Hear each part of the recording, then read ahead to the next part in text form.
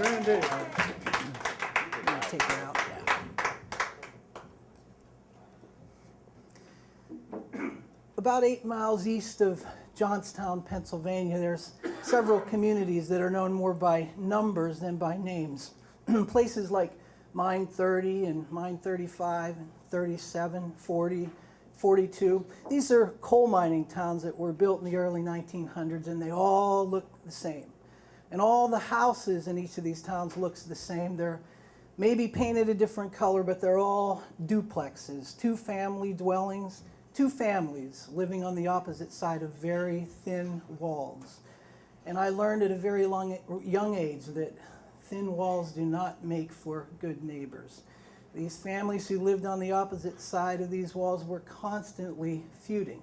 And when you don't like somebody, you want other people not to like them too. So they would form alliances with other families in the town so they could talk about people and plot and strategize against them.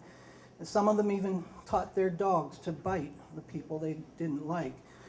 Now the Simkowitzes and the Lipinskis didn't get along, which was unusual because they were both Polish families, and usually the Polish lined up against the Italians and vice versa. But for some reason, they didn't like each other, which made it a bit awkward when Donnie Simkowitz took a liking to Sherry Lipinski. It was kind of like Mine 40's version of Romeo and Juliet.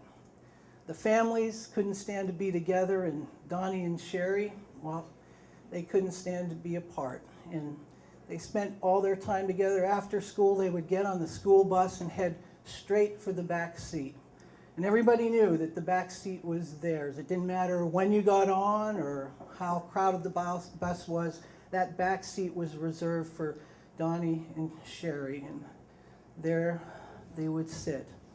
Now, about that time that they got together, Donnie seemed to develop a renewed interest in his schooling. It used to be he wouldn't even bring as much of a notebook home from school on the bus, but now he was bringing 3, 4, 5 books, and they weren't all textbooks. Some of them were library books, like the poetry of Alfred Lord Tennyson, which made some of the kids suspicious. And it didn't take him long to figure out the real reason he was bringing those books on the bus with him. Let's just say he was putting them on his lap to suppress what some would say is a normal physical reaction of a young hormone-driven male when sitting next to a good-looking girl. Let's just say that he found the experience of sitting next to Sherry very uplifting, and he was just kind of trying to hold down the fort. Now, the other kids sometimes would dare him to take those books off his lap to see what was going on under there, but Donnie just shook his head, and Sherry just smiled. Well, those two, though, were definitely in love, and remember, they had a very distinctive walk. You could spot their walk from 100 yards away. It was always the same. Sherry was always to Donnie's right. He would put his arm around her just above the waist, and she would put her arm around him just above his waist, and they would walk so slowly like they weren't in any hurry to get anywhere. In fact, most of the time they weren't going anywhere in the first place.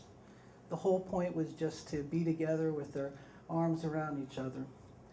Well, I left Mine 40, and they stayed, and over the years I wondered from time to time whatever happened to them and whether their families ever stopped their feuding. And I was about 20 years after graduating from high school that I was back in the area and walking through the local shopping mall. It was Christmas time, and I looked up ahead. I saw a couple walking, and it looked very familiar. So I caught up to them, and I looked over my shoulder, and sure enough, it was those two. And Sherry's hair had gotten a little gray, and Donnie's had gotten more than a little gray. And they put on a few pounds, but it was that walk that gave them away. It was exactly the same as I'd remembered. But Sherry had a look of tiredness on her face. Not tired from not sleeping enough last night, but tired like something was wrong. And later in the week, I spoke to a friend who knew them, and he told me what was wrong. It wasn't the 4 children they had together, although Lord knows that's enough to do it. Sherry was battling cancer, and she had just a few months to live. It was about 8 months after that that I made a rare visit to Facebook, and even though Donnie and I aren't friends on Facebook, we had a common friend, and he commented on some conversation or another. So I clicked on his name to see what I could find out. And he had his relationship status listed as a widower. Not single. Single would have meant he was available. But widower, I think, was Donnie's way of saying that the only person he would ever be available to was no longer with us. And I was sad, but part of me smiled inside as I remembered those 2 on the school bus years ago. And I don't know if Donnie ever actually read the poetry of Tennyson.